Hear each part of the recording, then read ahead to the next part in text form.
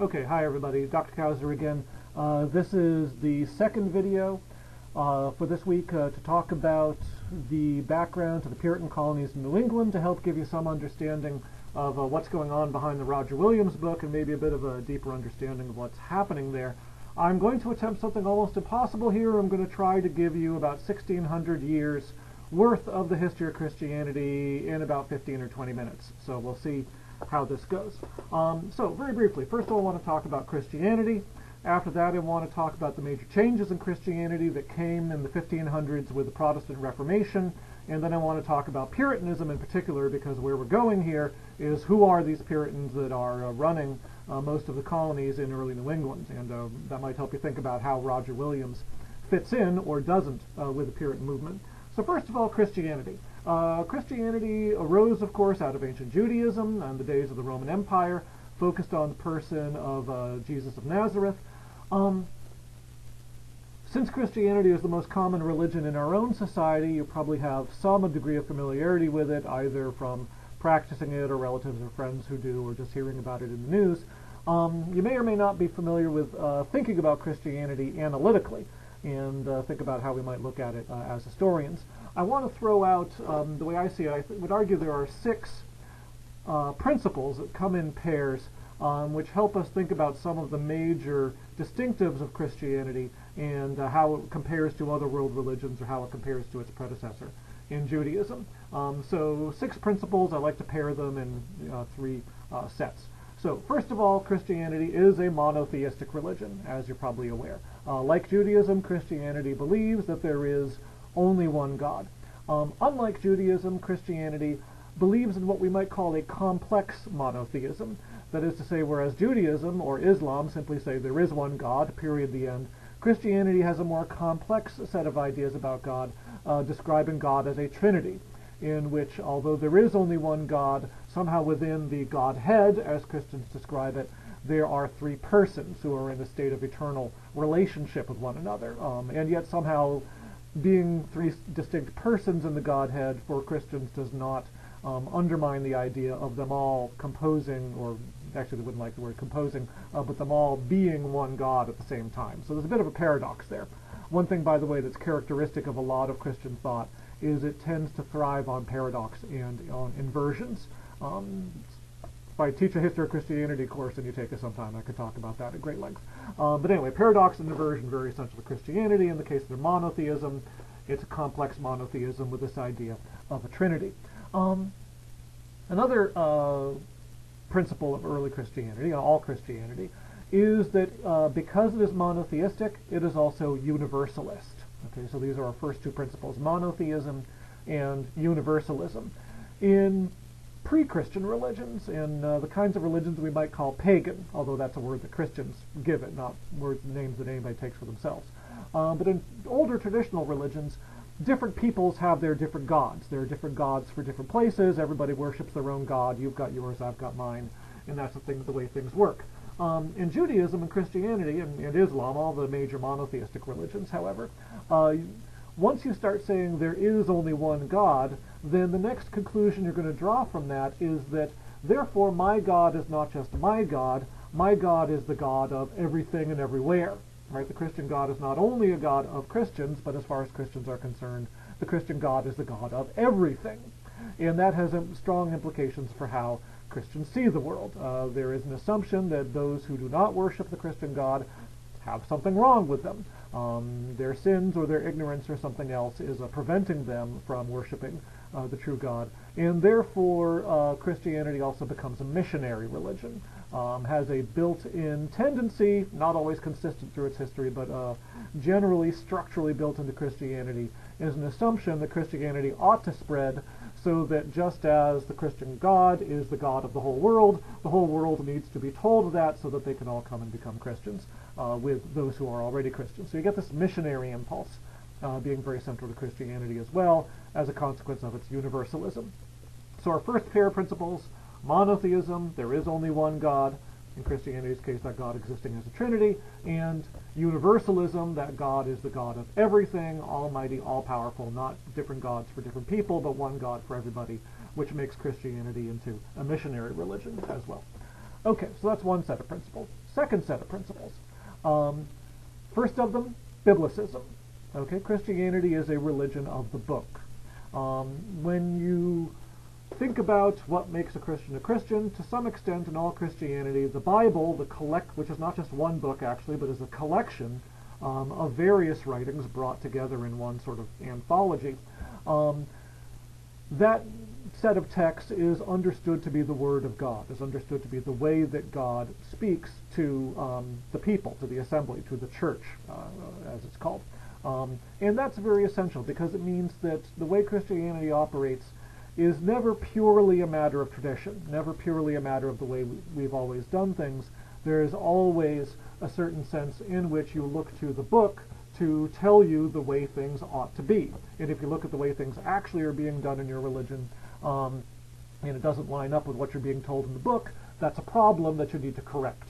Okay, Christianity is a perpetually reforming religion, which will be very important when you get to the Protestant Reformation. Even before Protestantism, though, there's always a sort of reforming movement in Christianity that we'll talk about later on. Another consequence of that is that Christianity is also a moralist religion, right? God cares what you do and how you behave. Not all forms of religiosity through the world have an equal focus on this, although most assume that you need to behave in a certain way to stay on the God's good side. But in Christianity, and again, this is something that shares with Judaism and Islam, there's a strong sense of a moral code or a legal code which defines how people ought to behave and in order to sort of remain on good terms with God. So the sort of moralistic dimension flows out of the biblicist dimension because if you learn your religion not from tradition or not from rituals but from a book, then it becomes vitally important that you behave the way the book tells you to behave, since that book contains lots of commandments and so forth. One thing that's a particular emphasis within Christianity, not unique to Christianity, but definitely an emphasis in it, is that Christianity tends to put love as the most central of all possible virtues. Sees love as, rather than, say, obedience or something else. Love is the absolute key commandment to drive everything else. And also strong emphasis on grace and forgiveness, grace being that quality of God's personality that leads God to want to forgive people when they do bad things and sin. So this focus on forgiveness of sins, a very strong dimension of the Christian message. Again, not unique to Christianity, also features in Islam and in Judaism, but has a particularly central role in Christianity. You see that very frequently being mentioned, and how exactly that works is a matter of much discussion among Christian theologians. Okay, so our first pair of principles for understanding Christianity, monotheism and universalism. Second pair, biblicism and moralism. Okay, those are key elements to think about there. Okay, third pair of principles, numbers 5 and 6. First of all is what we call apocalypticism or millenarianism. Whether those are long, elaborate words. Apocalypticism. What does that mean? Here you have to remember that Judaism before Christianity had suffered through centuries of exile and persecution, oppression by other imperial powers around them, and when Christianity first came along in the Roman Empire, it was an illegal persecuted religion for its first 300 years of existence.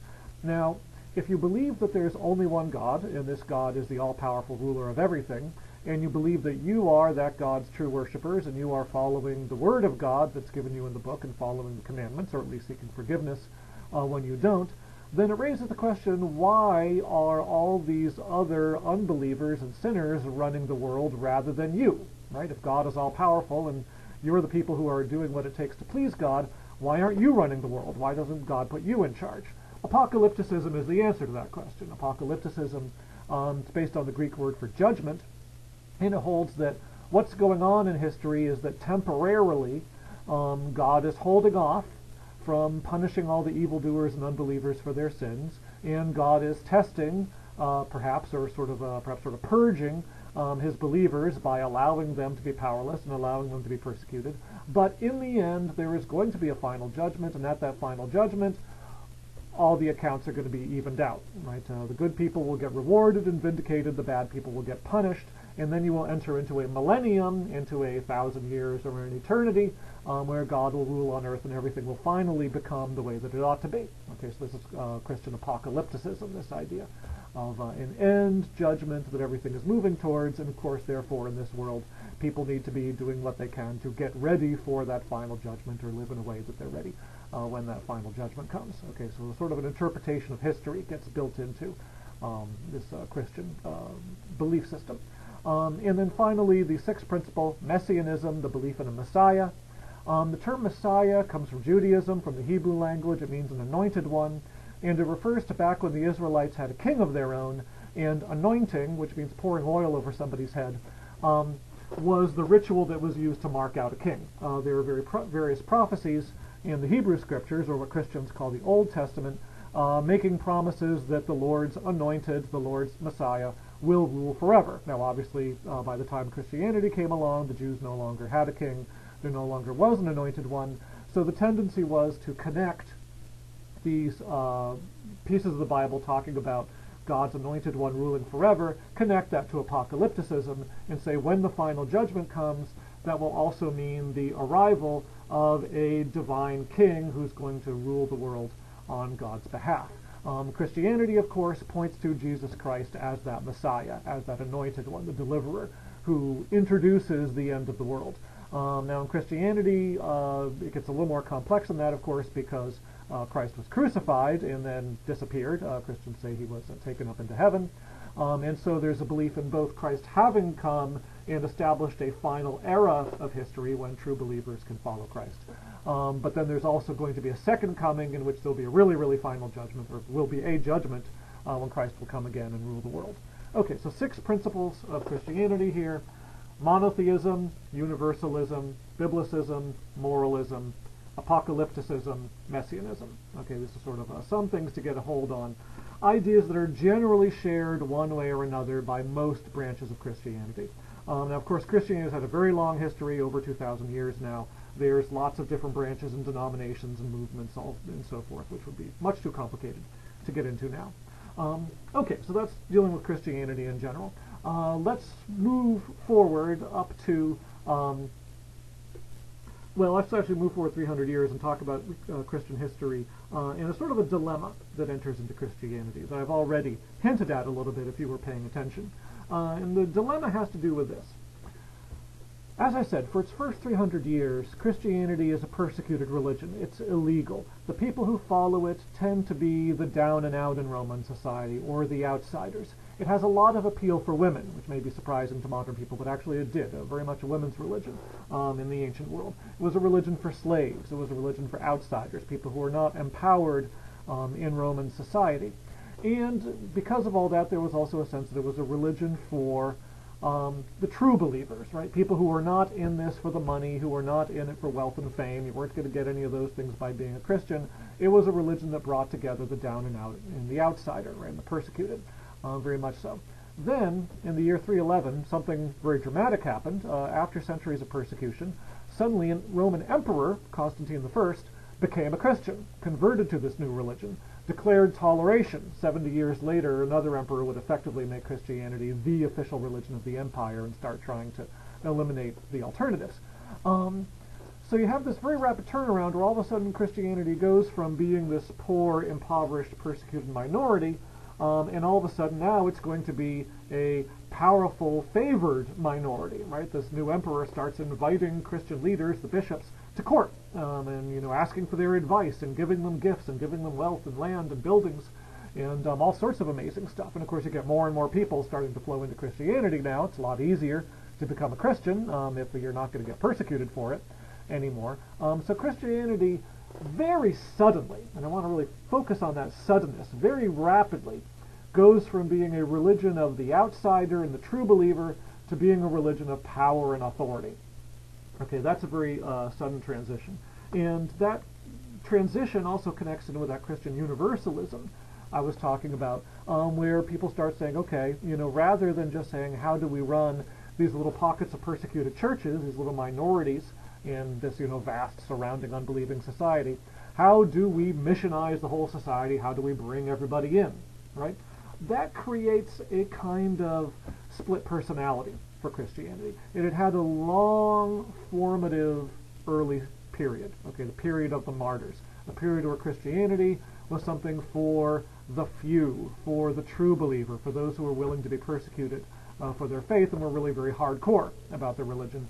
Now, Christianity is not only not being persecuted, it's become powerful, and it's starting to think of itself more as a religion for everybody. How do we make a Christian society, right? Not just how do we run a little Christian church here and help it survive in the midst of all this persecution, but how do we run everything, everybody? How do we bring the whole society, the whole community, the whole empire, the whole world ultimately into Christianity? And that's going to mean how are you going to set the rules for everybody to live by? Maybe they're not all hardcore true believers. How do you govern people's behavior? How do you teach them? How do you sort of instill some sort of set of Christian values, not just over the volunteers, but over everybody, right? In a sense, I think you can understand a lot about the history of Christianity if you realize that Christianity has this kind of split personality through its history and never entirely makes up its mind which it's really going to be. Is it going to be the religion for everybody and therefore a religion of authority and power? Or is it going to be a religion for the minority, a religion for the few, a religion of the powerless and outsiders, right? And therefore also a religion of the pure. Okay, how are you going to actually do that? What that means through the history of Christianity, again, something I've already hinted at, is that you get this constant succession of reform movements through Christianity, right? It starts seeming like there aren't enough Christians. We're not doing enough to reach the rest of society. We need to bring more people in. We need to missionize. We need to convert. We need to sort of, enforce perhaps sort of on, the people out in the countryside or whatever, get them acting more like Christians. And so you have a big spread of Christianity that way. Then a generation or a century later, people say, well, wait a minute, now we're not pure enough. Now we're not holy enough. Now we're not true believer enough. And you get a reform movement trying to bring things back to the purity that people felt Christianity had back in the early days of the martyrs. And this pendulum keeps on swinging, reform movement after reform movement, as Christianity tries to sort of find the balance between being a religion for the holy few and being a religion for everybody, right? There's no real way to ultimately resolve that. And if you look at things that are going on in religion today in the way that you get religious groups interacting, say, in modern American politics and things like that, what you're seeing is this same conflict continuing to play itself out. Okay, the Christian world still trying to figure out how does it relate to the larger society. Okay, this video has already gone on pretty long, so I'm going to cut it here, and there will be a third video to talk about the Reformation and Puritanism. Thank you.